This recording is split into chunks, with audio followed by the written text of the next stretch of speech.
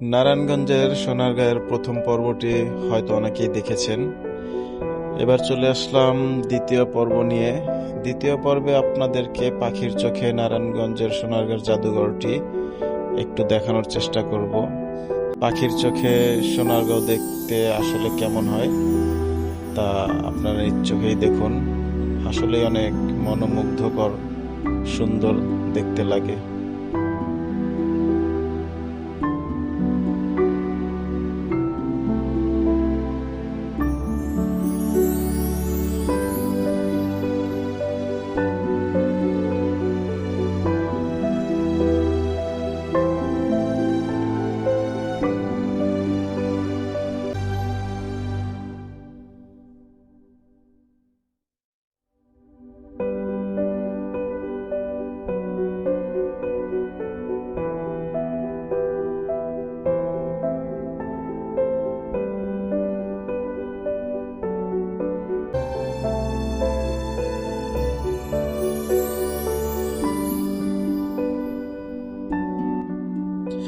এটা হচ্ছে অনেক দিনের পুরনো জামদানি শাড়ি, যা জাদুঘরের ভিতরেই সংরক্ষিত আছে।